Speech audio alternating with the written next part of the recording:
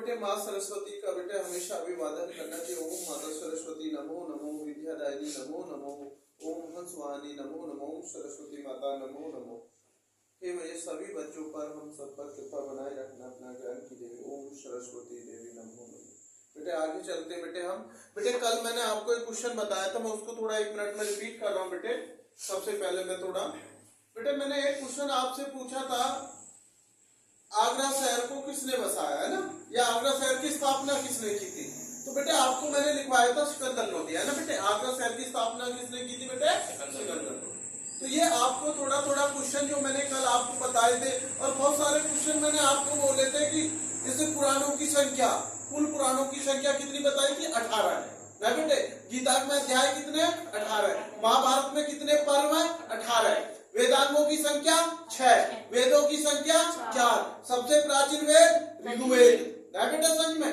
तो ये हमारे सबसे ज्यादा जो क्वेश्चन है बेटे, ये आपको सभी को पता होना चाहिए। 1 मिनट में मैं बहुत सारे क्वेश्चन आपको बोल रहा हूँ, कैचिंग आपको करनी है। भारत के प्रथम राष्ट्रपति रहे डॉक्टर राजेंद्र प्रसाद, जो बिहार से थे बेटे, सिवान जिले से थे। हमारे प्रथम उपराष्ट्रपति रहे डॉक्टर राधा कृष्णन, नहीं बेटा समझ में। इस समय वर्तमान में हमारे राष्ट्रपति जो आपको सभी को पता, श्रीमती द्रौपदी मुर्मू। सबसे पहली महिला जो राष्ट्रपति बनी थी वो श्रीमती प्रतिभा पाटिल बनी थी। हमारे देश की जो पहली प्रधानमंत्री, या अभी तक बेटा प्रधानमंत्री एक ही बनी है, श्रीमती इंदिरा गांधी, नहीं बेटा समझ में। तो ये हमारे कुछ क्वेश्चन ऐसे हैं बेटे। हमारे जो प्रधानमंत्री का कार्यकाल कितना होता? 5 वर्ष। हर 5 वर्ष में हमारे प्रधानमंत्री का चुनाव होता है। राष्ट्रपति का कार्यकाल कितना होता? 5 वर्ष। उपराष्ट्रपति का कार्यकाल कितना होता? 5 वर्ष, नहीं बेटा समझ में। राज्यपाल का कार्यकाल कितना होता? 5 वर्ष। मुख्यमंत्री का कार्यकाल कितना होता? 5 वर्ष। लोकसभा में कुल कितनी सीटें हैं? 543। कितनी सीटें हैं? 543। हमारे उत्तर प्रदेश में विधानसभा जो मुख्यमंत्री का होता बेटा चुनाव, उसमें कितनी है आपकी? 403। कितनी है बेटे? 403। हमारे उत्तर प्रदेश में कितने जिले हैं? 75 जिले। टोटल हमारे भारत में कितने जिले हैं? 797। 797, नहीं बेटा सच में। सबसे बड़ा राज्य जो जनसंख्या में, उत्तर प्रदेश। सबसे बड़ा जनसंख्या में राज्य कौन सा बेटे? उत्तर प्रदेश। और जो बेटे क्षेत्रफल में सबसे बड़ा, राजस्थान भारत का। सबसे क्षेत्रफल में बेटे सबसे ज्यादा कौन सा? राजस्थान। अगर जनसंख्या का पूछे तो बेटे उत्तर प्रदेश लिखना, और क्षेत्रफल की दृष्टि से पूछे तो राजस्थान लिखना, नहीं बेटा समझ में। उसके बाद है बेटा क्वेश्चन जो है बेटे, दूसरे नंबर पे बेटे मध्य प्रदेश आता जिलों में भारत में। 55 जिले मध्य प्रदेश में है बेटे, 41 जिले राजस्थान में, और 75 उत्तर प्रदेश में। नहीं बेटे, हमारे उत्तर प्रदेश में लोकसभा सांसद जितने होते बेटे 80 सीटें हैं। कितनी बेटे? वो 80 सीटें। तो ये आपको सभी क्वेश्चन में आपको बता रहा हूँ। हमारे उत्तर प्रदेश का हाईकोर्ट प्रयागराज में है, पहले इलाहाबाद हुआ करता था बेटे, नहीं में। जो बेटे हमारा इस समय वाराणसी, उसका पहला नाम काशी था। ये आपको पता होना चाहिए कि कोई क्वेश्चन पेपर में आ जाए तो बेटे आप उसमें बिल्कुल भी गलत ना करें। मैंने बहुत कम समय में आपको बहुत सारे क्वेश्चन बोल दिए, ये बेटे आप कैचिंग करके अपना आप लिखेंगे बेटे। आगे चलते बेटे अब साइंस में। बेटा मैंने पहला क्वेश्चन लिखवाया, मानव नेत्र, अच्छे से समझना।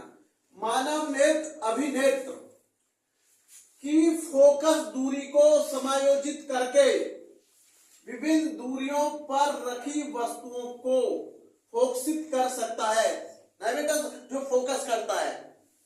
ऐसा हो पाने का क्या कारण है? किसके कारण करता है? अच्छे से समझिए। क्वेश्चन कह रहा, मानव नेत्र अभिनेत्र की फोकस दूरी को समायोजित करके विभिन्न दूरियों पर रखी वस्तुओं को फोकसित कर सकता है।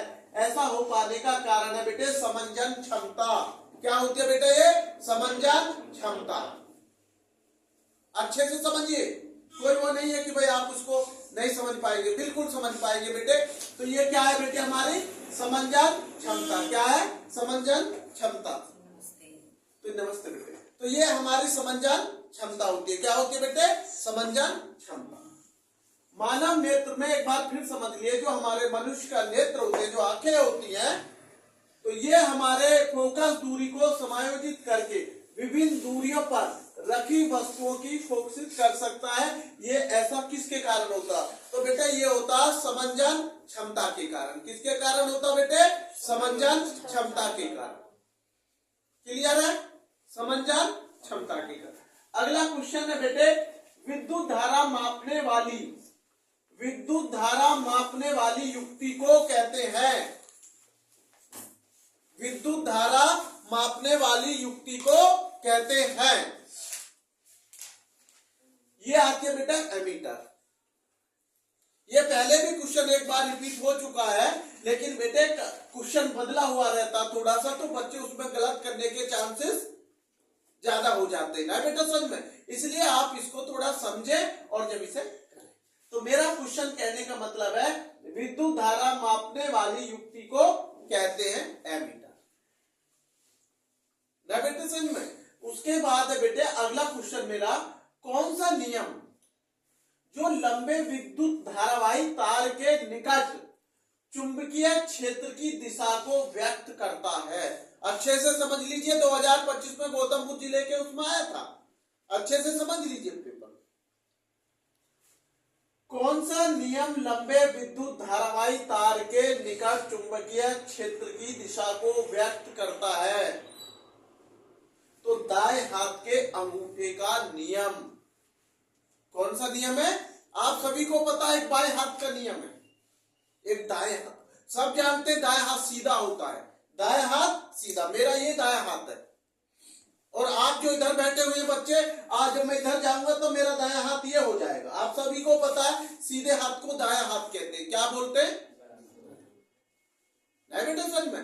कभी कभी तो कुछ बच्चे बाएं दाएं में कंफ्यूजन कर देते हैं, तो ये कंफ्यूजन आपको नहीं होना चाहिए बेटे, नहीं बेटा समझ में। अगर आप जो है मेरी तरह खड़े हैं बिल्कुल, तो आपका सीधा हाथ ये है,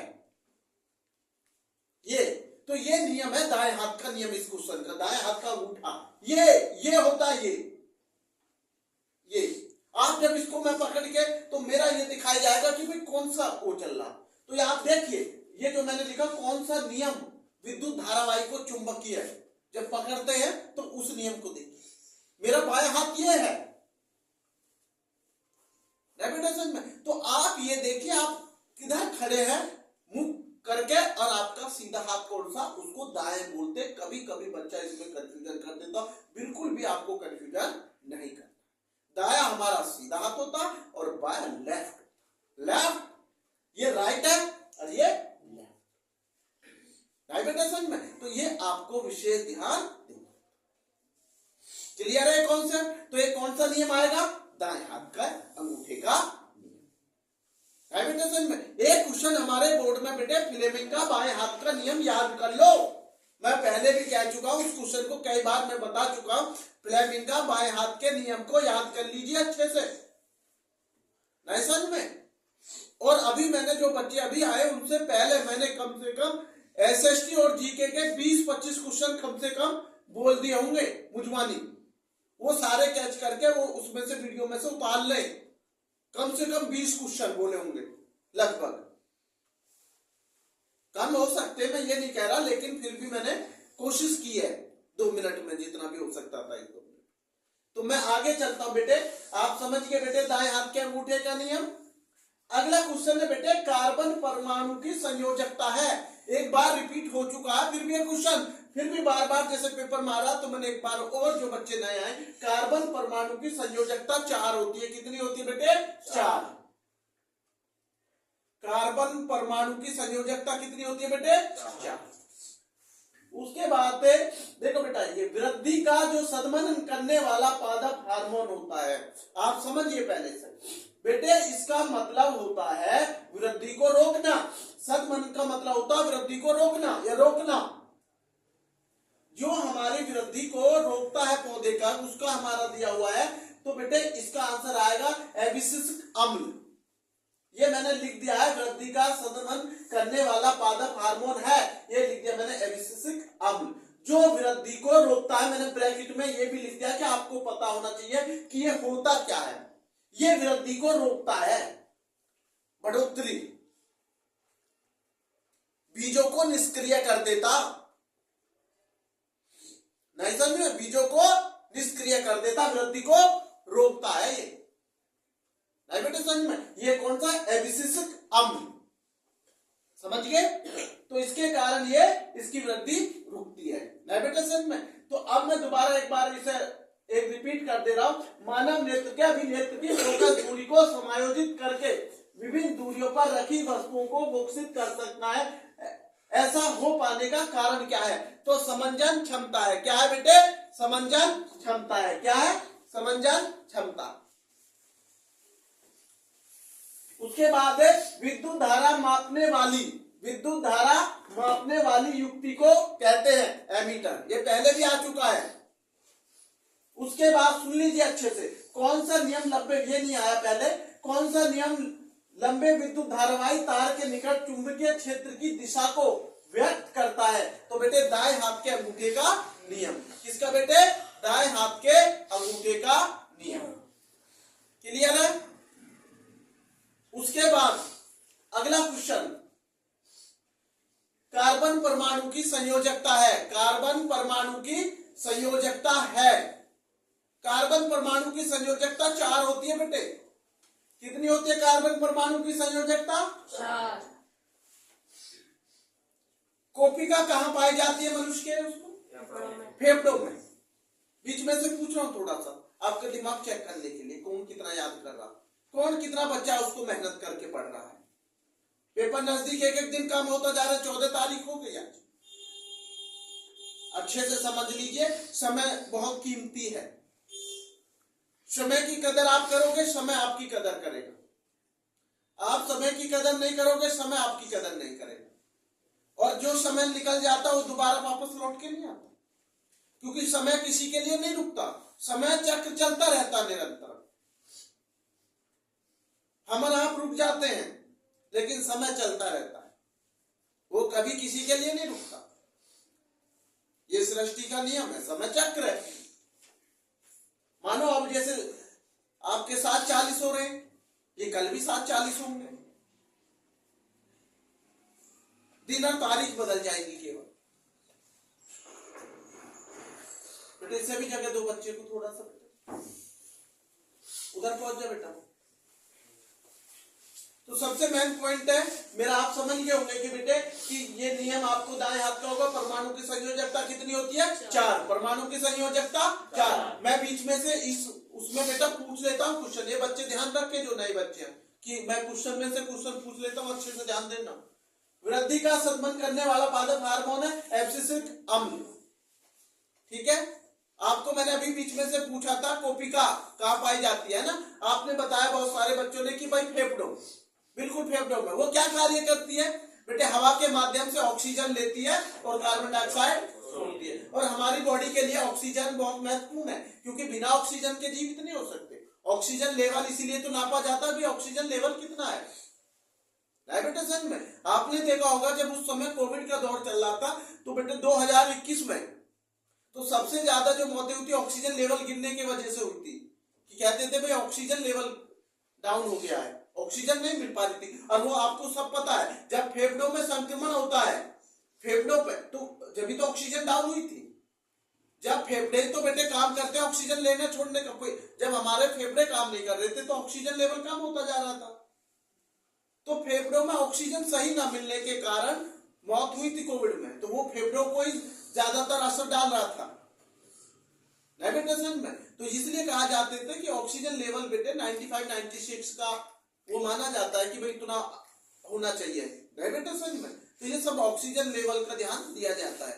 जैसे आप सभी जानते हैं कि जो हमारे बॉडी का नॉर्मल टेम्परेचर होता है, जैसे जब फीवर होता है 98.6 तक आपका वो माना जाता है कि आपका नॉर्मल है। 98.6 जब उससे ऊपर जाता है तो ये होता है कि भाई बॉडी में कुछ हलचल पैदा हो रही है डायबिटीज में। तो ये सब चीजों को आपको पता होना चाहिए कि क्या है क्या नहीं है डायबिटीज में। तो ये नहीं कि क्वेश्चन आए और उसे नॉर्मल क्वेश्चन को भी आप गलत कर दे। ये नहीं, आपको नॉर्मल क्वेश्चन भी पढ़ के चलना होता है। ये नहीं है कि सारे टफ क्वेश्चन ही करके हम आगे जाएंगे। नॉर्मल क्वेश्चन भी पेपर में आ जाते हैं। तो ये 98.6 मैंने आपको बताया, जब आप 99 हो जाता है इसके ऊपर, जब भी डॉक्टर कहने लगते हैं भाई फीवर है, टेम्परेचर बढ़ रहा है डायबिटीज में। तो ये सब चीजों को आपको पता होना चाहिए। कभी कभी क्वेश्चन नॉर्मल पूछ लिया जाता है कि मलेरिया किससे होता है, बायो में क्वेश्चन दे रखा है सभी को पता है मलेरिया से क्या हो भाई, मलेरिया मच्छर काटने से होता है, नहीं सर बेटा। तो ये सब चीजें, मलेरिया के लक्षण क्या है ये अच्छे से आप पढ़ेंगे, मैं बता दूंगा आपको नॉर्मल सब चीजें। मलेरिया के पूछ लिया जाता है, टाइफाइड के लक्षण पूछ लिया जाता है, डेंगू के लक्षण पूछ लिया जाता है कि डेंगू हमारे बॉडी में क्या फर्क वो डालता है। ऐसा में आप सभी जानते हैं कि डेंगू एक होता तो मच्छर काटने से ही है, लेकिन बेटे उसकी दर्द पीड़ा बहुत होती है, प्लेट्स कम हो जाती है ना। तो ये क्या होता है कि बेटे शरीर में पूरे शरीर बॉडी को दर्द करता है, बहुत तेजी से दर्द होता है पैरों में, शरीर अकड़ने लगता है, कभी कभी जब ये ज्यादा प्लेट डाउन हो जाती है उल्टियां होने चालू हो जाती है, नहीं बेटे समझ में। तो इनके आपको लक्षण पता होने चाहिए, उसका निवारण कैसे किया जाए, नहीं बेटा समझ में। ये आप निश्चित ध्यान रखें, 3-4 दिन प्लेट डाउन होती जाती है, 3-4 दिन प्लेट डाउन होती है, नहीं एकदम प्लेट बढ़ जाएंगी। अगर ये चीजें हो रही है डेंगू का तो इसमें प्लेट्स कम होती है, ये नहीं कि एकदम हो जाएगा। तो इसमें बहुत सारी चीज डॉक्टरों ने बताए होते हैं, बहुत सारी चीजें कि भाई इसमें कीवी बहुत फायदेमंद है, नारियल पानी बहुत, जितना लिक्विड लेंगे उतना इसमें ज्यादा फायदेमंद होता है, नहीं बेटा समझ में। इसलिए डॉक्टर इसमें ग्लूकोज वगैरह बोतलों का भी प्रयोग करते। लेकिन बेटा इसका सबसे बड़ी बात है, ऐसी कोई स्पेशल दवा नहीं है जो डेंगू को तुरंत सही कर दे, एकदम बिल्कुल वो कर दे, प्लेट बढ़ा देगी और आप एकदम फिट हो जाएंगे, नहीं सर। क्योंकि इसमें ज्यादा एंटीबायोटिक भी नहीं दी जाती है दवाइयां, एक नॉर्मल डोलो की वो दी जाती है, भाई ये बुखार उतरेगा चढ़ेगा उतरेगा चढ़ेगा। तो ये 3-4 दिन में प्लेट डाउन होती है, फिर एकदम बढ़ती है, जब बढ़ने लगती है तो बहुत जल्दी रिकवरी हो जाती है। क्योंकि नॉर्मल प्लेट्स कितनी होती है, 1.5 लाख से 4.5 लाख होती है, 1.5 लाख से 4.5 लाख नॉर्मल वो माना जाता है। 1.5 लाख से नीचे नहीं होनी चाहिए और 4.5 लाख मोर देन नहीं होनी चाहिए, अधिक नहीं होनी चाहिए। ये नहीं आपकी 10 लाख प्लेट आप बहुत खुश हो रहे भाई मेरी तो प्लेट 10 लाख है, मतलब नहीं, उसमें भी कोई ना कोई परेशानी है ना बेटा। हर चीज का एक एवरेज होता बॉडी का, कि बॉडी में ब्लड कितना होना चाहिए। ये आपको बढ़िया से बड़ा, जो बच्चे नीट की तैयारी कर रहे हैं बहुत अच्छे से सब चीजों को बारीकी से देखें। अब मैं उनसे यही चीज बोलता हूँ जब क्वेश्चन होता है कि भाई आप एक एक चीज को बारीकी पढ़िए, आप नाखून के बारे में भी पढ़िए, कोई चीज छोड़िए मत, डायबिटीज तो आप मन लगा के पढ़िए। कोई पढ़ाई हार्ड नहीं होती, हार्ड जब होती है मेरे बेटे जब हम उसे नहीं पढ़ते, जब वो हमारी समझ में नहीं आती, जब वो हार्ड होती है बेटे समझ में। तो मैं आगे चलता हूं बेटे, साइंस का यहां तक हो गया। एक क्वेश्चन पूछ लेता हूं, मैं पूछूंगा किससे, पता है आपको? ये क्वेश्चन बताएंगे आप मुझे बताइए। एक मैंने आपको बताया था मास्टरमाइंड ग्रंथि बताई थी, मास्टर ग्रंथि क्या होती है? पीयूष ग्रंथि। आवाज नहीं आई, तेज बोलो। पीयूष ग्रंथि ये हमारी जो बहुत छोटी सी ग्रंथि होती है, बहुत छोटी सी, ये हमारे हार्मोन को संतुलन बनाने के लिए कार्य करती है पूरी उसमें। और आप समझते हैं कि जब जिस चीज का मास्टर नाम आया, चाहे वो छोटी है जरूर है, लेकिन उसके काम बहुत बड़े हैं। हर क्वेश्चन को आपको समझना है। एक सामान्य मनुष्य में नेतृत्व मैंने कितने सेंटीमीटर बताया जो स्वस्थ होता है? 25। कितनी बताइए कि भाई नॉर्मल वो मानी जाती है, कितनी है वो? 25 है।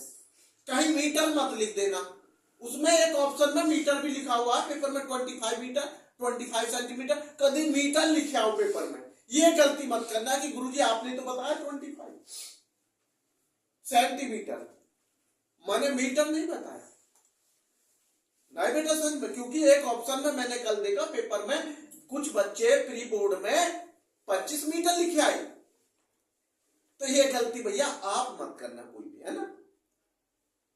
आगे चले, अब आ जाते हैं हम एसएसटी की तरफ। किसकी तरफ? एसएसटी की तरफ। एसएसटी के मैंने अभी आपसे बहुत सारे क्वेश्चन आपको अभी पूछा था।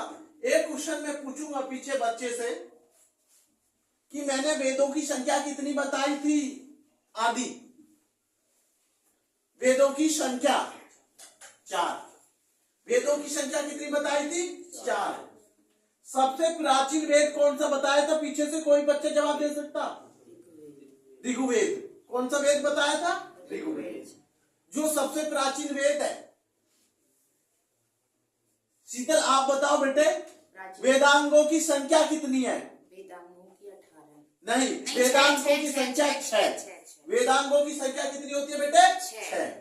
महाभारत में कितने पर्व होते हैं? 18। 18 पर्व। महाभारत में कितने पर्व होते हैं? 18। गीता में कितने अध्याय बताए हमने? 18। 18। बहुत बढ़िया। गीता में कितने अध्याय बताए? 18। पुराणों की कुल संख्या कितनी बताई है सूरज? 18। मैं ही बोल देता हूं क्योंकि सोचने लग गया कहीं। तो पुराणों की संख्या कितनी बताई मैंने कुल? मैंने एक क्वेश्चन बोला था, आदि कवि किसे कहा जाता है? वाल्मीकि को। भाई आपको क्वेश्चन अच्छे से पढ़ लो। मैं आपको देख रहा हूं लापरवाही या बैच में बहुत ज्यादा हो रही है, नहीं समझ में। और जाकी जो शाम के बैच है वो मैं आपको बता रहा हूं बेटे, कुछ बच्चे बहुत अच्छे से मेहनत कर रहे हैं, वहां देखते हुए आप नहीं है कि बैच नहीं है, बैच नहीं समझ में। तो मैं इसलिए कह रहा हूं आपसे, लापरवाही मुझे बिल्कुल पसंद नहीं है। अटेम्प्ट मेहनत करोगे फल आपको मिलेगा, मेहनत नहीं करोगे फल आपको नहीं मिलेगा। और एक टीचर का अपमान भी माना जाता बेटे। आप तो समझ नहीं रहे हो, लेकिन जो माँ बाप को दर्द होता फेल होने का, नहीं बेटे समझ में, एक गुरु को जो दर्द होता है कि अरे हमारा बच्चा फेल हो गया। एक एग्जाम्पल मैं देता हूं, 100 बच्चे में से मानो 99 बच्चों ने बहुत अच्छे मार्क्स लाए और एक बच्चा फेल हो जाता, तो 99 बच्चों की खुशी हमें 0 कर देती है हमारी। क्योंकि हमारा मानो एक बच्चा फेल हो गया तो उसका दुख उन खुशी से ज्यादा होता। आप समझिए उस बात को। 99 बच्चे खुश हैं और एक बच्चा हमारा दुखी है, तो वो कितना हमारे लिए अफसोस है कि आज हमारा एक बच्चा फेल हो गया मानो। तो मैं चाहता हूं एक भी, देखो आप सभी को पता है, मैं आपको विश्वास दिलाता हूं 14 साल से ये सबको पता, जो बच्चे पुराने बच्चे, एक बच्चा भी भगवान की कृपा से ऐसा कोई नहीं है, कोई रह गया हो तो मुझे पता नहीं, फेल नहीं, अच्छे मार्क्स बच्चे लाते। लेकिन कोई बच्चा हो जाता कभी कभी, वो मैं ये नहीं कहता कि भाई, लेकिन मैं आपसे भरपूर बेटा प्रयास यही मेरा आपसे है कि जितना मैं मेहनत करता हूं उतने का आप आधा भी करेंगे तो आप असफल नहीं। ये नए बच्चों से खास तौर पे, पुराने बच्चे तो सारे रमे हुए हैं, अच्छे से चलना। भाई नए बच्चे को एकदम ढालना, नई जगह आप जाओगे तो एकदम नहीं ढल पाओगे, वहां पर आपको चारों तरफ का माहौल देखना पड़ेगा जब आप धीरे धीरे, है ना बेटे। तो नए बच्चे को एडजस्ट करना थोड़ा सा कठिन पड़ता है। आगे मैं चलता हूं। अब मेरा क्वेश्चन आपसे है, एक क्वेश्चन है रफेल, समझिए क्या है रफेल, ये लिख दिया मैंने, ठीक है बेटे। रफेल कहां के चित्रकार थे? रफेल कहां के चित्रकार थे? देख समझना,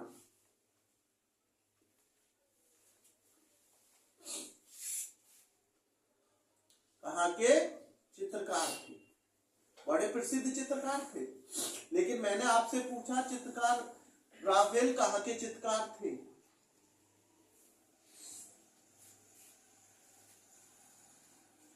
रफेल कहां के चित्रकार थे? मैं ऑप्शन बोलूंगा, आप प्रयास करेंगे। मैंने ऑप्शन बोल दिया भारत, भाई मैं तो पहले भारत का बोलूंगा, दूसरा बोल रहा हूं इटली, और तीसरा बोल रहा हूं फ्रांस, और चौथा बोल रहा हूं अमेरिका। इनमें से कोई से एक देश का चित्रकार है ये रफेल। राइटिंग सेम है ना वही, पहली बात। तो रफेल कहां के चित्रकार थे? इटली के। कहां के थे? इटली। बहुत से बच्चे तो भारत लिखेंगे क्योंकि रफेल आ रहा ना, है ना। तो बेटे रफेल कहां का चित्रकार था बेटे? इटली। क्लियर है? ये क्वेश्चन आ सकता बेटे रफेल वाला।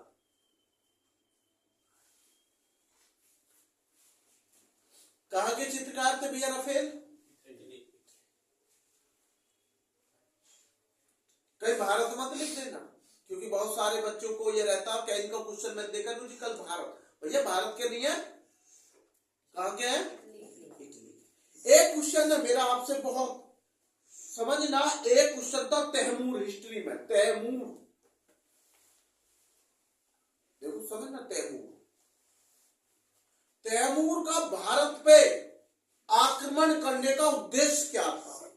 क्वेश्चन ये था, तैमूर का भारत पर आक्रमण करने का उद्देश्य क्या था, लक्ष्य क्या था, क्या करना चाहता था वो आक्रमण करके भारत पर? ये 2 नंबर में भी पूछ लिया जाता है कि उसके 2-3 उद्देश्य बताइए। नहीं बेटे समझ में? सर ये तैमूर का आक्रमण करने का उद्देश्य क्या था? बेटे वो भारत पर अपना अधिकार, ख्याति बढ़ाना चाहता था, गुडविल। ख्याति का मतलब होता है गुडविल। कहते हैं ना कि कुछ लोग अपनी गुडविल के लिए, प्रसिद्धि के लिए जानना चाहते, धन लूटना चाहता था वो भारत का। उसका कार्य यही था कि जल्दी से लूट पाट करके और निकल जाना। तैमूर एक जगह नहीं टिकना, उसका कार्य। तैमूर का उद्देश्य होता था, ख्याति पाना चाहता था भारत के अंदर, गुडविल। ख्याति को बोलते गुडविल। अकाउंट्स, कॉमर्स के अंदर ये वर्ड बहुत प्रसिद्ध है, समझ लीजिए, ख्याति। अच्छे से दिमाग में लगा लीजिए। कॉमर्स के अंदर, अकाउंटेंसी के अंदर गुडविल एक अपने आप में बहुत बड़ा वर्ड माना जाता है।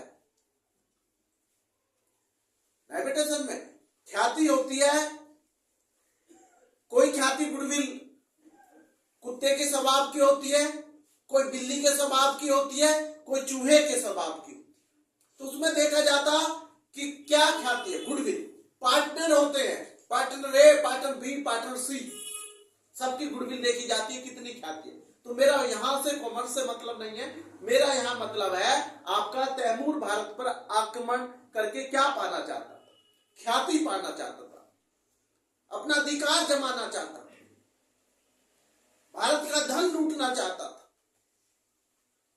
क्या लूटना चाहता था? भारत का धन लूटना चाहता था। और तीसरा पॉइंट, इस्लाम धर्म का प्रचार करना चाहता था। उसका सबसे बड़ा मकसद यही होता था, जिस पर भी आक्रमण करता था देश में, उसका कार्य होता था इस्लाम धर्म का प्रचार करना। तैमूर का सबसे बड़ा उद्देश्य, लक्ष्य ये होता था। धन तो लूटता ही था भाई। जब देश का धन लूटेगा जब तो देश को कमजोर करेगा। दूसरे देश को कमजोर कब होगा? जब उसका धन संपत्ति सारी लूट ले जाएगा। अपनी ख्याति बढ़ा जाना, प्रसिद्धि ज्यादा हो जाना। चुनाव कहां जीतते हैं? जिसकी गुडविल अच्छी होती है, जिसकी छवि साफ होती है। तो वो यही कार्य करना चाहता था, अपनी गुडविल बढ़ाना चाहता था, भारत में ख्याति, और भारत का धन लूटना चाहता था, और भारत में इस्लाम धर्म का प्रचार करना चाहता था। बेटा ये आपको याद हो जाना चाहिए। इतने समझाने के मुझे नहीं लगता कि बच्चे को ये लिखने और बेटे उसकी आवश्यकता रहती। जब बच्चा अगर मन से सुनता तो बड़े आसानी से याद हो जाता। एक है बेटे यूटोपिया। क्या है? यूटोपिया। यूटोपिया, ये मैंने लिखा अच्छे से, यूटोपिया, अच्छे से समझ लें। किसकी रचना है ये यूटोपिया? यूटोपिया किसकी रचना है? किसकी रचना है? किसकी रचना है? ये लिख दिया बेटे मैंने। क्वेश्चन अच्छा है। यूटोपिया किसकी रचना है? बताएगा कोई बच्चा यूटोपिया किसकी रचना है? देखो बेटे, ये सर थॉमस मोर की थी। सर, इनके कुछ के नाम के आगे सर लगाया जाता है, अच्छे से समझ लेना। जैसे हम लिखते हैं सर थॉमस मोर, ये है यूटोपिया के लेखक या रचयिता सर थॉमस मोर की। सर थॉमस मोर की थी। कौन सी? यूटोपिया किसकी रचना है बेटा? समझ में? एक आपको मैं बताता हूं, ये हमारा साइंस से भी जुड़ा हुआ क्वेश्चन है। गुरुत्वाकर्षण। क्या बेटे? गुरुत्वाकर्षण। ये हमने 8th क्लास में भी पढ़ते थे। गुरुत्वाकर्षण कहते ना, बल लगाना, बल बल गुरुत्वाकर्षण पूरा। ये बताइए गुरुत्वाकर्षण के सिद्धांत के प्रतिपादक कौन थे? गुरुत्वाकर्षण के, ये आपको पता होना चाहिए फिजिक्स में। गुरुत्वाकर्षण, भैया आपने न्यूटन का नाम सुना है? सबने सुना होगा न्यूटन का नाम। तो भैया गुरुत्वाकर्षण के जो प्रतिपादक थे वो न्यूटन थे। कौन थे? एक बात है, न्यूटन का पूरा नाम क्या लेते थे वो? मैंने तो क्वेश्चन ये पूछना, न्यूटन तो बहुत जल्दी लिख दोगे आप कि गुरुत्वाकर्षण के प्रतिपादक कौन है, गुरुत्वाकर्षण के सिद्धांत के प्रतिपादक कौन थे? तो आपने, मैंने बता दिया शॉर्ट में, न्यूटन तो याद रखोगे ही बेटे। इनका पूरा नाम था सर, लगाते, मैंने अभी क्या बोला था, सर। और ये आते हाईजैक न्यूटन। आई देखो ऐसे, आई देखो, सर लिख दिया मैंने, sir I, Isaac, sir Isaac Newton, ये है इनका पूरा नाम। ये लिख दिया सर आई जैक न्यूटन। नहीं बेटा समझ में? सर ये क्या है? गुरुत्वाकर्षण के सिद्धांत के प्रतिपादक है सर आई जैक न्यूटन। और यूटोपिया किसकी रचना है? Sir Thomas. सर इनके आगे भी लगा हुआ थॉमस के, और सर इनके आगे भी लगा sir Isaac Newton. Sir Isaac Newton किसके? गुरुत्वाकर्षण सिद्धांत के प्रतिपादक। और ये क्या है? यूटोपिया किसकी रचना बेटे? Sir Thomas bore. राफेल कहां के चित्रकार थे? इटली के। राफेल कहां के चित्रकार है? इटली के। आया समझ में? क्लियर है? आगे चलते। एक क्वेश्चन एसएसटी में मैं पूछ रहा हूं कुणाल से। कुणाल आप मुझे बताइए, जलियांवाला बाग हत्याकांड कब हुआ? जलियांवाला बाग हत्याकांड कब हुआ? 1919 में। बहुत बढ़िया, आपने 1919 बताया हमें। क्या बताया? लेकिन इसकी एक डेट भी है, 13 अप्रैल। कभी कभी मैंने देखा है डेट दे दी उन्होंने, 1919 नहीं लिखा विकल्प में, जैसे 13 अप्रैल दे दी, 13 मई लिख दी, 13 जुलाई लिख दी, 13 अगस्त लिख दी। तो भैया आपको ध्यान रखना, जलियांवाला बाग हत्याकांड 13 अप्रैल 1919 में पंजाब के अमृतसर शहर में हुआ था। जनरल डायर ने कराया था। किसने कराया था? जनरल डायर ने कराया था, जिसमें हमारे कई हजारों निर्दोष लोग मारे गए और कितने लाखों लोग घायल। और जनरल डायर को ऊधम सिंह ने मारा था। किसने मारा था? ऊधम सिंह ने मारा था। और हमारे भगत सिंह, सुखदेव, राजगुरु को फांसी 23 मार्च 1931 में लगा दी गई थी। जबकि फांसी तो 24 मार्च की पास हुई थी, लेकिन फांसी एक दिन पहले लगा दी गई थी, 23 मार्च। तो ये आप सभी को पता होनी। अगला क्वेश्चन मेरा एसएसटी का है, नई दुनिया की खोज। नई दुनिया की खोज बेटे, गेट लगा दो। नई दुनिया की खोज किसने की? नई दुनिया की खोज मैंने देखा पेपर में, अमेरिका की खोज तो सब बच्चे लिखे आते, कोलंबस ने की। पेपर में क्वेश्चन बदल गया, नई दुनिया की खोज, तो आप वहां देखते रहेंगे क्या? अरे नई दुनिया अमेरिका को ही बोलते थे, कोलंबस ने करी है, क्वेश्चन वही है। अब क्वेश्चन बदल गया, आप कहते गुरुजी वो तो नहीं आया अमेरिका की खोज किसने, ये तो ये आया नई दुनिया की खोज किसने। नई दुनिया की खोज कोलंबस ने की थी बेटे, अमेरिका ही नई दुनिया थी। नहीं भी समझ में? क्वेश्चन घूम के ऐसे आते पेपर में, नई दुनिया की खोज किसने की। आप सोचने लगते मैंने तो पढ़ाया नहीं गुरुजी ने तो हमें। मैंने आपको बताया अमेरिका की खोज किसने की? कोलंबस ने की। भारत की खोज किसने की? वास्को डी गामा ने की। तो आपको तो ये पता है, और इसमें क्वेश्चन उसने बदलाव करके पूछ लिया, नई दुनिया की खोज किसने की मानो। तो भैया नई दुनिया की खोज कोलंबस ने करी है। किसने करी है? कोलंबस। समझ गए नई दुनिया क्या है? अमेरिका। या नहीं आया अभी समझ में? चलो आ गया होगा। अब मैं पूछना चाहता हूं यूरोप का पुनः जागरण, यूरोप का पुनः जागरण का प्रारंभ किस देश से हुआ? यूरोप का पुनः जागरण किस देश से प्रारंभ हुआ बताइए बेटे। ये भी इटली है। जो राफेल कहां का चित्रकार था? तो बेटे मैंने जो अभी आपको बताया यूरोप में पुनः जागरण का प्रारंभ किस देश से हुआ था बेटे? इटली से। यूरोपीय देश है सब। तो मैंने क्या बताया? इटली। आप ध्यान रखना राफेल कहां का? इटली का चित्रकार। यूरोप में पुनः जागरण का प्रारंभ किस देश से हुआ? इटली।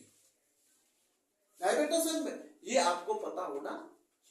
एक क्वेश्चन से जब इटली कोई वर्ड आ गई तो आप ये ढूंढ लीजिए कि इटली से रिलेटिव अच्छे अच्छे क्वेश्चन कौन से, तो जब आप मार नहीं खाएंगे।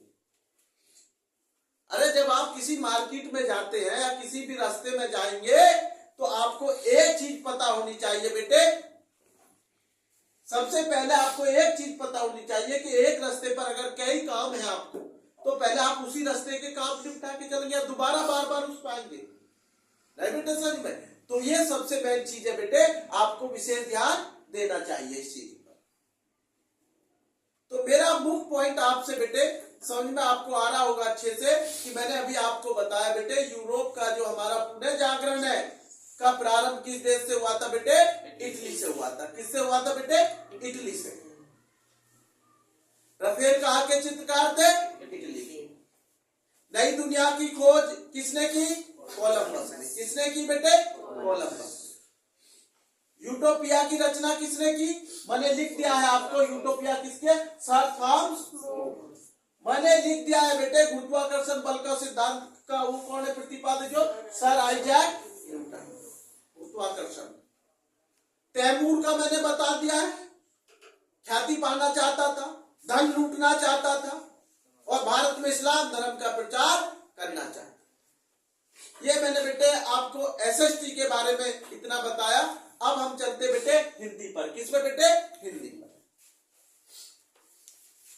सबसे मेन मेरा क्वेश्चन हिंदी में मैं आपसे पूछूंगा आज, थोड़ा मुजबानी, और जब मैं आपको लिखूंगा थोड़ा क्वेश्चन मैं पूछना चाहता हूं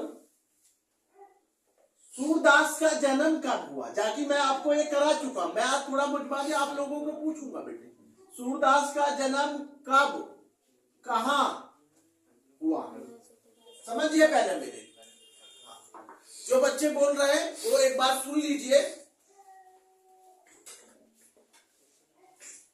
सूरदास का जन्म 1478 में हुआ था। कब हुआ था? 1478 में। 1478 में। कैचिंग आप लोग करेंगे। क्या करेंगे? कैचिंग आपको करनी है। 1478 क्लियर है? दूसरा कहां हुआ? सूरदास का जन्म आगरे से मथुरा जाने वाली सड़क, आगरे से मथुरा जाने वाली सड़क रुणकथा गांव में। लेकिन कुछ विद्वानों में मतभेद था इसमें। कुछ विद्वान कहते थे भाई दिल्ली के निकट से ही गांव में हुआ। पिता का नाम इनका जानते हैं? पंडित रामदास।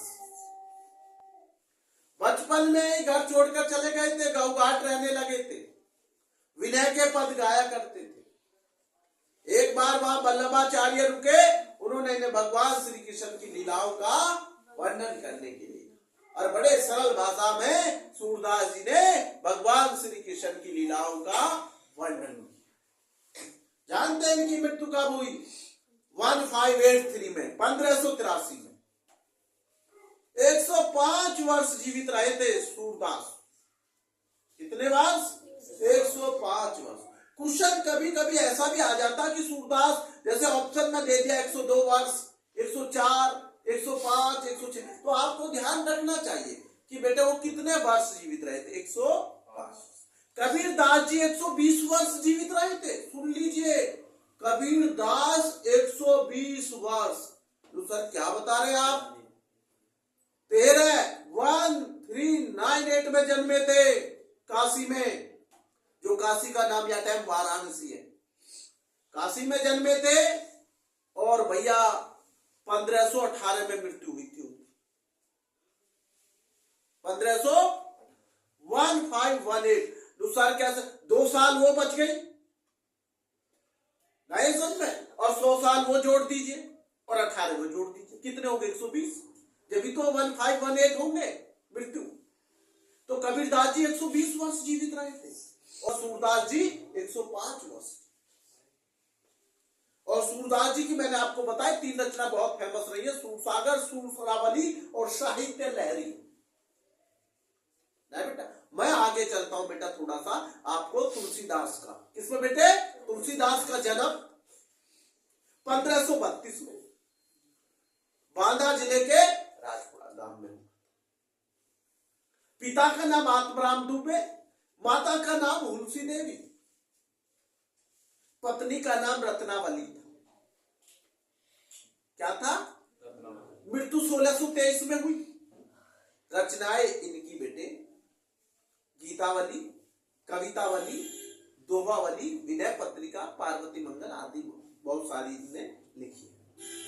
आगे मेरा जो उद्देश्य है पहले उसे समझिए। ये क्वेश्चन मैंने आपको पहला पुराना रिपीट करने की कोशिश किया कि जिस बच्चे नए उन्हें समझ ले। मेरा एक क्वेश्चन है वाक्य। क्या है? वाक्य। वाक्य के कितने अंग होते हैं? मेरा क्वेश्चन है वाक्य के कितने अंग होते हैं? ऑप्शन बोल रहा हूं 2, 4, 6, 8। तो इसका आंसर आएगा 2। वाक्य के कितने अंग होते हैं? 2।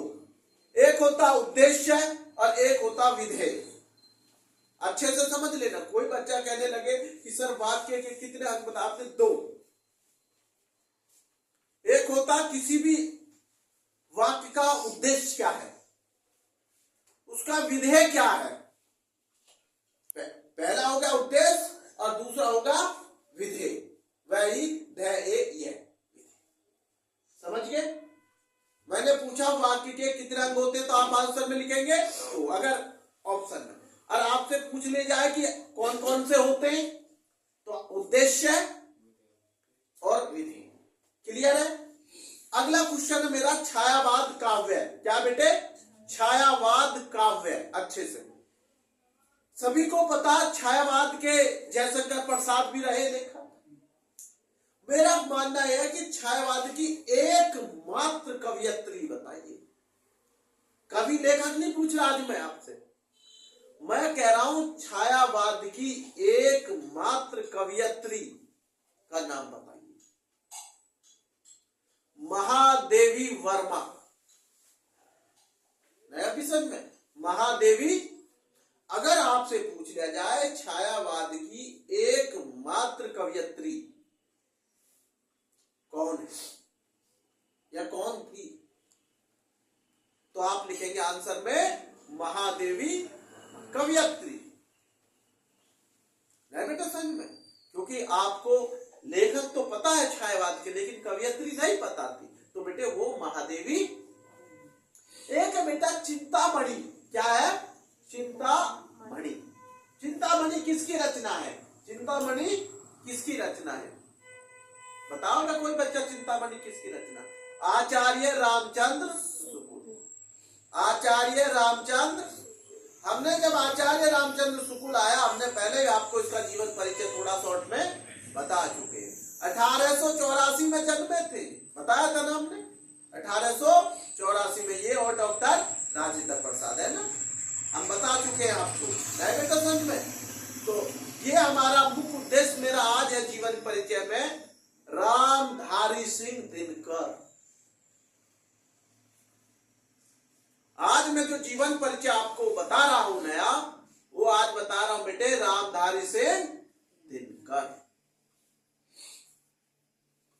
ये पहले मैंने नहीं बताया किसी भी वीडियो में रामधारी सिंह।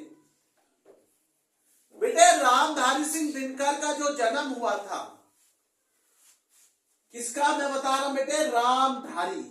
अच्छे से समझ लेना, रामधारी सिंह, बड़ा नाम बड़ा है, काम भी बड़े थे इनके, नाम भी बड़ा, रामधारी सिंह दिनकर, ऐसी कोई है दिनकर, कितना नाम बड़ा हो गया देखो आप, लाइन भर गई पूरी। रामधारी सिंह दिनकर का संक्षेप में जीवन परिचय, क्या बेटे, जीवन।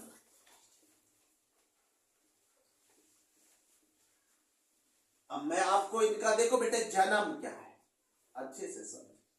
जन्म इनका बेटे 1908 देखो ऐसे 1908, क्लियर है। 1908 किसका हुआ 1908 में जन्म, रामधारी सिंह। भाई अब आता जन्म स्थान, जन्म के बाद ये तो पूछा जाएगा कि इनका जन्म स्थान आप बताएंगे, कौन बच्चा बताएगा इनके जन्म, कहां इनका जन्म हुआ, बताइए। देखो कितना आसान है इनका जन्म, इनका भी जन्म बिहार में हुआ था, जैसे डॉक्टर राजेंद्र प्रसाद जी बिहार के थे, बस फर्क इतना था वो सिवान जिले से थे, ये मुंगेर जिले से थे। देखो समझो, मैंने कहा रामधारी सिंह दिनकर भी बिहार राज्य से थे, लेकिन बिहार राज्य में कौन सा जिला था, मुंगेर। कौन सा जिला था, मुंगेर जिले। सिमरिया गांव के थे, सिमरिया, अच्छे से समझ लीजिए, बिहार के मुंगेर जिले में एक गांव पड़ता है सिमरिया। कौन सा गांव पड़ता, देखो ये लिख रहा बिहार, तो मैंने इनका वो लिख दिया राज्य, बिहार। जिला कौन सा था इनका, मुंगेर, मुंगेर। और गांव कौन सा था, देखो अच्छे से, आपको मैं याद करने का तरीका भी बताऊंगा, सिमरिया। अरे सिम फोन का होता है, याद करने का कितना आसान है, गुरुजी सिम, रिया लड़की का नाम होगा, सिमरिया, कितना आसान है। अरे रिया तो आपको बहुत याद होता है, रिया रिया, तो सिमरिया लिख दो, सिमोन लगा दो पहले। देखो कितना आसान है, आप समझिए। भाई कहते हैं गुरुजी सिम लेना था, सिम कहते हैं ना, सिम, रिया और जोड़ दो, सिमरिया हो। बिहार का कौन सा जिला था, मुंगेर जिला। कौन जन्मे थे मुंगेर जिला, उसमें रामधारी सिंह। कब जन्मे थे, 1908 में। जन्म स्थान में दोनों हो गया, भूलोगे नहीं, सिमरिया। मैं पूछ लूंगा कल भी आपसे कि मैंने क्या बताया, तो सिम ले लो, रिया, सिमरिया, मुंगेर जिले, बिहार, ऐसे। अब मेरा क्वेश्चन चलता है, इनके पिता का नाम क्या था। इनके पिता का नाम था रवि सिंह। हाँ, नाम बहुत अच्छा है, कोई ज्यादा बड़ा नहीं है, रवि सिंह। ठीक है बेटे, पिता का नाम क्या था, यह हमारा ज्यादा हार्ड नाम नहीं है पिता का। माता का नाम जानते, मन रूप देवी, मन रूप देवी, मन रूप देवी था। तो किसकी माता का, रामधारी सिंह दिनकर की माता का नाम था मन रूप देवी, और पिता का नाम रवि सिंह। जन्म स्थान बिहार के मुंगेर जिले के सिमरिया गांव में पैदा हुए थे, और 1908 में पैदा। और अब मैं जो बताने जा रहा हूं इनकी शिक्षा के बारे में, वो आप अच्छे से समझिए। बेटे पटना विश्वविद्यालय से, पटना विश्वविद्यालय, पटना यूनिवर्सिटी से इन्होंने बीए ऑनर्स की थी, बीए ऑनर्स, प्रथम श्रेणी से बीए ऑनर्स की थी। कहां से, पटना विश्वविद्यालय। उसके बाद पटना विश्वविद्यालय विश्वविद्यालय में ये हिंदी विभाग अध्यक्ष रहे, पद पर कार्यरत रहे। आया समझ में नहीं आया बेटे? हिंदी विभाग के अध्यक्ष रहे, विभाग अध्यक्ष पटना विश्वविद्यालय। और ये राज्यसभा के भी सदस्य बनाए गए राष्ट्रपति द्वारा। नहीं बेटे समझ में? और सबसे आप एक चीज बता रहा हूं मैं आपको, वो समझिए, भागलपुर में जो भागलपुर विश्वविद्यालय था बेटे, उसके कुलपति भी रहे हैं, जिसको वाइस चांसलर बोला जाता है। कुलपति को क्या बोला जाता है? Vice chancellor. ये कुलपति भी रहे भागलपुर विश्वविद्यालय के। कौन रहे? रामधारी सिंह। इन्हें राष्ट्र कवि भी कहा जाता है। क्या कहा जाता है? राष्ट्र कवि। कभी आप ये सोच रहे हो, राष्ट्र कवि भी रामधारी सिंह दिनकर को कहा जाता है। पटना विश्वविद्यालय से इन्होंने बीए की परीक्षा की, वहां पर हिंदी विभाग के अध्यक्ष रहे, विभाग अध्यक्ष। भागलपुर के विश्वविद्यालय के ये कुलपति भी रहे, राज्यसभा के सदस्य भी किए गए, राष्ट्रपति द्वारा मनोनीत किए गए। तो कितनी बड़ी उपलब्धि है इनकी। तो गुरुजी इनकी मृत्यु कब हुई? हाँ, मृत्यु भी बताते हैं। इनकी मृत्यु बेटे 1974 में हुई बेटे, इनकी मृत्यु।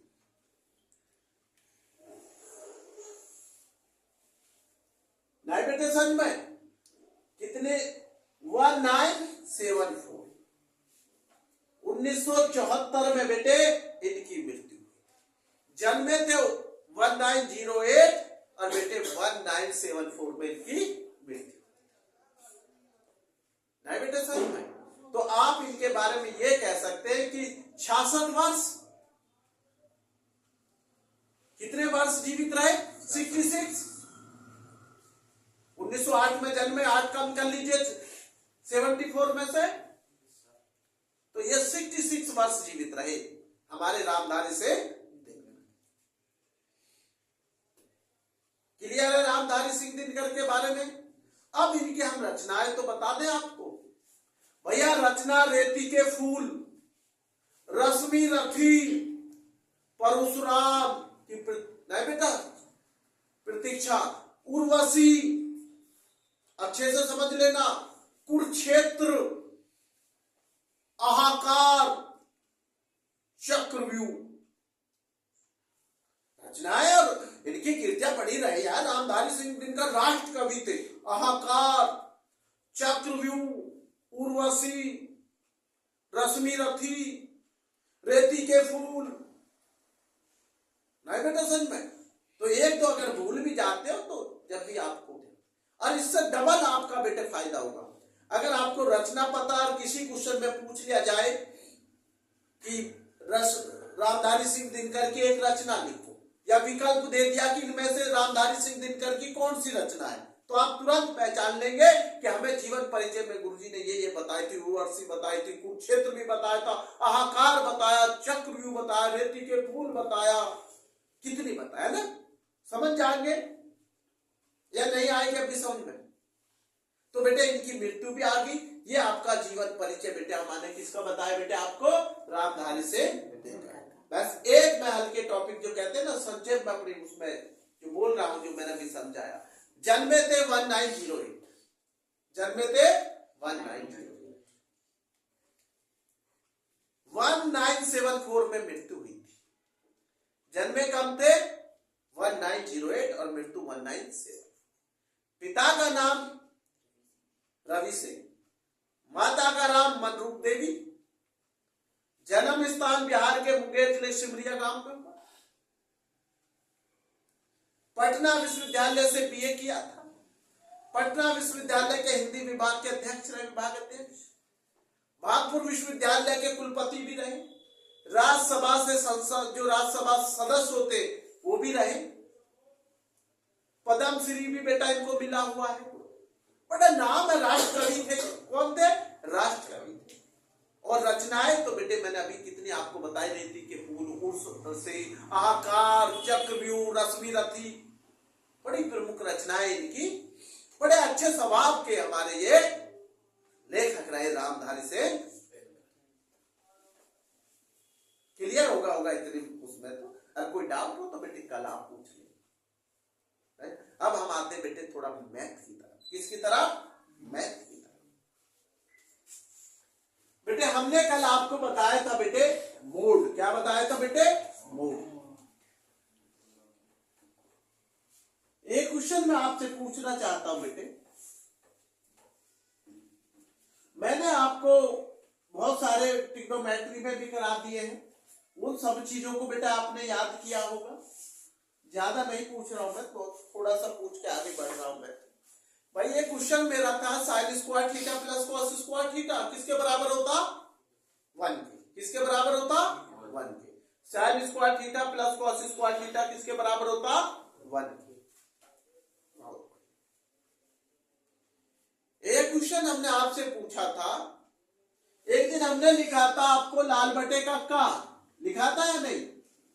लाल बटे का। इसका मतलब क्या है? लंब बटे करण। ये हो गया हमारा लंब बटे करण, और ये हो गया आधार बटे कर्ण, और ये हो गया हमारा लंब बटे आधार। समझिए, ये हो गया हमारा एल लंब, के हो गया कर्ण, ए हो गया आधार, के हो गया कर्ण, एल हो गया लंब, और ये हो गया आधार। तो मैंने आपसे पूछा साइन थीटा का क्या होता है, तो क्या होता है साइन थीटा का? लंब बटे कर्ण। इसका मतलब परपेंडिकुलर अपॉन हाइपोटेन्यूज। सर ये क्या होता है लंब? जब हम सीबीएसई में बालक को पढ़ाते हैं सीबीएसई, तो ये लंब होता पी। समझ लीजिए, ये होता पी परपेंडिकुलर। लंब क्या होता?